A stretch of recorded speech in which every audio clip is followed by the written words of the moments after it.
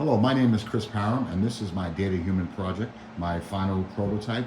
And the name of my project is called Data as Jazz and Improv. And what I'm going to be talking about is two different issues.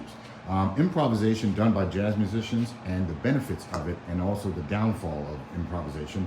But also data as jazz, meaning what I'm basically talking about is when I say data as jazz, I'm talking about data as human emotions, data as jazz, data as compositions, data as improv.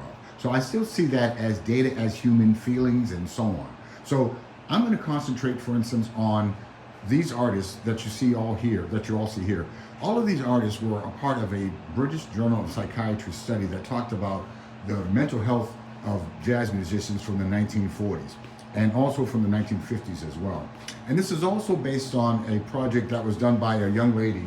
Her name is Brittany Aju, and she is a musician, and she's also she deals with psychology as well.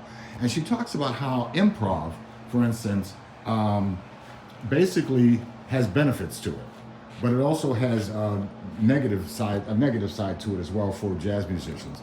And the benefits of improv have a lot to do with, for instance, people who are suffering from, let's just say, people who are going through musical therapy. So they, improv helps with Parkinson's disease. It helps with dementia. It helps with some parts of Alzheimer's as well. So it has its benefits for musical therapy, for instance. But back then, they didn't have that kind of luxury in terms of the musicians wanted to make the music that they wanted to make.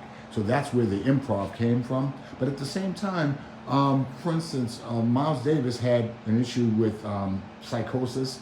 He also had a cocaine problem as well.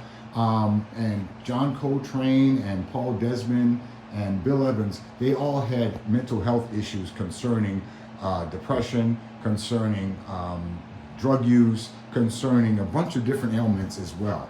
But at the same time, they were still able to produce this beautiful work.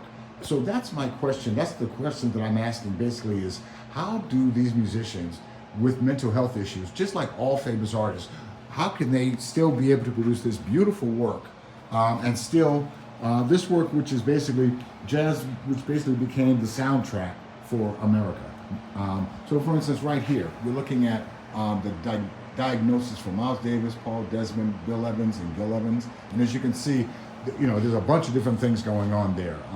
But at the same time, for instance, what you're looking at in the back right there is, that's John Coltrane's algorithm for giant steps. So my point is, what I'm trying to get at is, I'm looking at the whole aspect of what makes this music so great and how do the mental health issues of these jazz musicians contribute to their great pieces of work.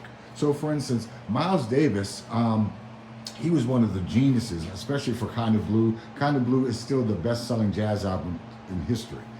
But at the same time, Miles Davis, he had a lot of issues with his parents and the background. And background plays a big role in family history, of mental illness for a lot of the musicians. A lot of the musicians' parents, they broke up, mom and dad left, mom and dad, some of them may have committed suicide, and so on. So there are all these lingering issues concerning what makes the music so great and what role does improv play in jazz music, and how does improv work and doesn't work, for instance, for musicians.